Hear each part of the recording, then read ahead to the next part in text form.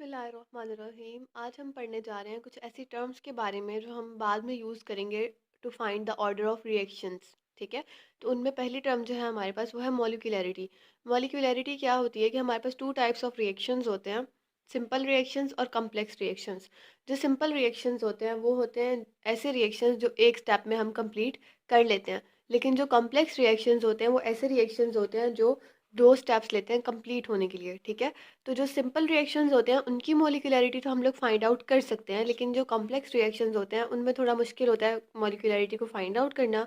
इसीलिए complex reactions की मॉलिक्यूलैरिटी हम लोग डिटरमाइन नहीं कर सकते। ठीक है, तो हम देखते हैं कि सिंपल रिएक्शंस में मॉलिक्यूलैरिटी होती क्या है जिसको हम फाइंड आउट कर सकते हैं। तो in a simple reaction number of molecules taking part in reactions is called molecularity of reaction.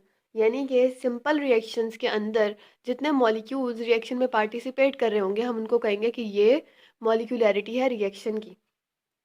ठीक है, तो उसके बाद हम देखते हैं कि कैसे रिएक्शंस हो सकते हैं और मॉलिक्यूलैरिटी हम कैसे फाइंड आउट कर सकते हैं। फॉर एग्जांपल यहाँ पर हमारे पास मौजूद है दो रिएक्टेंट्स, एक ए है और एक बी है। A plus B goes to form product. तो ए का हमारे पास हम देख सकते हैं ए के हमारे पास कितने मॉलिक्यूल्स प्रेजेंट है, एक ही है और एक बी का है, तो मतलब इसकी मॉलिक्यूलैरिटी कितनी होगी, इसकी मॉलिक्यूलैरिटी होगी 2। अगर हम इसके नीचे वाला रिएक्शन की एग्जांपल देखें तो नीचे वाले रिएक्शन में दो मोल्स हमारे पास या दो मॉलिक्यूल्स हम कह सकते हैं हमारे पास प्रेजेंट है ए के, और एक मॉलिक्यूल हमारे पास प्रेजेंट है बी का। तो दो और एक इसका, तो मॉलिक्यूलैरिटी कितनी हो गई हमारे पास 3। ठीक है, नेक्स्ट हमारे पास है रेट लॉ। रेट लॉ क्या होता है, relation obtained by comparing rate of reaction with concentration of reactants. ठीक है, यानी कि हमने क्या करना है इसमें कि रेट ऑफ रिएक्शन को कंपेयर करना है कंसंट्रेशन ऑफ रिएक्टेंट्स से। फॉर एग्जांपल हमारे पास यहाँ पर ए एक रिएक्टेंट प्रेजेंट है और एक बी रिएक्टेंट प्रेजेंट है, तो हमने ए को भी कंपेयर करना है रेट ऑफ रिएक्शन से और बी को भी कंपेयर करना है और देखना है इनका क्या इफेक्ट पड़ता है। यानी कि अगर हम इनको डबल करें या इनको हाफ करें तो क्या इफेक्ट पड़ेगा। तो हम लोग पहले देखते हैं कि हमने करना क्या है। हमने एक रिएक्टेंट लेना है, इसको कंपेयर करना है रेट ऑफ रिएक्शन से। अब हम देखते हैं कि रेट विथ रिस्पेक्ट टू ए क्या होगा, इज इक्वल्स टू, अब हम कहेंगे कि ये जो है ना ये डायरेक्टली प्रोपोर्शनल है ए के। यानी कि जाहिर है हम पहले पढ़ चुके हैं, पहले ही हम पढ़ चुके हैं कि रेट ऑफ रिएक्शन जो है वो डायरेक्टली प्रोपोर्शनल होता है कंसंट्रेशन ऑफ रिएक्टेंट्स के। यानी कि जितनी कंसंट्रेशन हम इंक्रीज करते जाएंगे रेट ऑफ रिएक्शन उतना इंक्रीज होता जाएगा। तो हमने यहाँ पर पढ़ा कि एक ए प्रेजेंट है, तो मतलब कि हमने क्या कहा कि डायरेक्टली प्रोपोर्शनल है ए के। इसी तरह अगर हम बात करें rate with respect to B, तो ये विथ रिस्पेक्ट टू बी क्या होगा, ये भी डायरेक्टली प्रोपोर्शनल होगा। ठीक है, ये भी डायरेक्टली प्रोपोर्शनल है रेट के। अब जब हमें पता है कि दो चीज़ें एक जैसी डायरेक्टली प्रोपोर्शनल आ रही हैं तो हम इन दोनों को आपस में इकट्ठा करके भी लिख सकते हैं। तो हमने जब इनको इकट्ठा करके लिखा तो हमने लिखा rate is directly proportional to A and B. ठीक है, हमने इसको इस तरह से लिख दिया। अब फर्ज करें हमारे पास यहाँ पर कोई कंसंट्रेशन प्रेजेंट होती, अगर यहाँ पर कोई पावर्स प्रेजेंट हो, जैसे कि rate is directly proportional to A और ए की पावर में फॉर एग्जांपल एक एक्स प्रेजेंट है, यानी कि कोई भी उसकी कोई भी पावर प्रेजेंट है, और इसी तरह बी के साथ भी कोई ना कोई उसकी पावर प्रेजेंट है।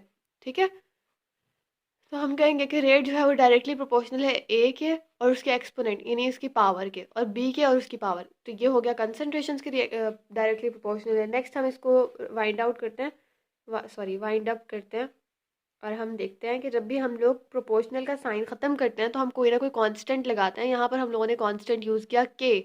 ठीक है, के का कांस्टेंट यूज़ किया के इंटू ए की पावर एक्स और बी की पावर वाई। ये जो हमारे पास आया है रिलेशन, इसको हम कहते हैं रेट लॉ। ठीक है, इस रिलेशन को हम कहते हैं रेट लॉ, और हम मोस्टली हर इक्वेशन का रेट लॉ निकालते हैं। रेट लॉ निकालने के बाद ही हम लोग order of reaction find out कर सकते हैं। रेट लॉ बहुत इंपॉर्टेंट है, इसलिए आपको ये पता होना चाहिए हम लोगों ने रेट लॉ कैसे निकालना है किसी भी इक्वेशन का। ठीक है, अब हम बात करते हैं जो हमारा टॉपिक था कि ऑर्डर ऑफ रिएक्शन क्या होता है। तो हमने पढ़ा sum of powers of molar concentration. ठीक है, अगर हम लोग ये पहले टर्म्स ना पढ़ते और डायरेक्ट ऑर्डर ऑफ रिएक्शन पढ़ते तो शायद आप लोग को समझ ना आ सकती कि हम क्या बात कर रहे हैं, लेकिन अब आप लोग को बहुत इजीली समझ आ जाएगी।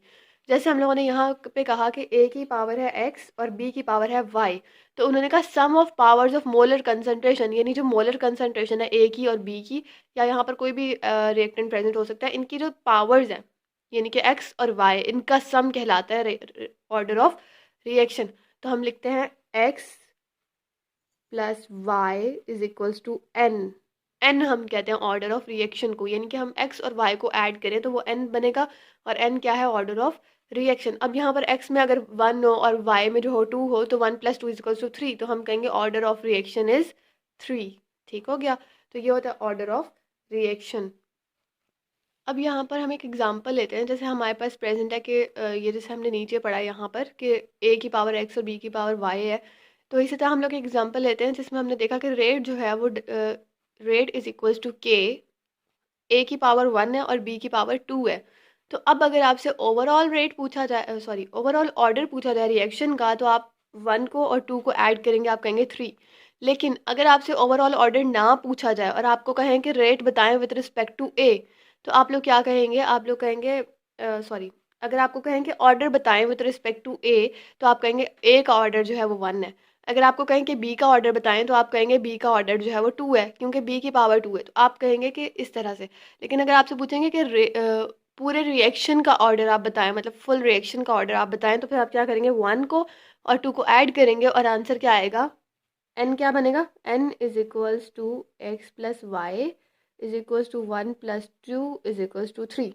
ठीक है, तो ये हमारे पास आ जाएगा उसका आंसर। तो हम कहेंगे order of whole reaction is 3, order of A is 1 and order of B is 2। तो इस तरह से कुछ न्यूमेरिकल्स भी आ जाते हैं जिनमें वो आपको फाइंड आउट करने को कह देते हैं कि ए का क्या ऑर्डर है और बी का क्या ऑर्डर है, या आप वैल्यूज़ फाइंड करें फिर टोटल ऑर्डर ऑफ रिएक्शन बताएं।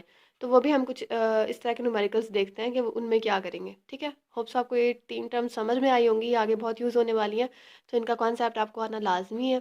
Thank you.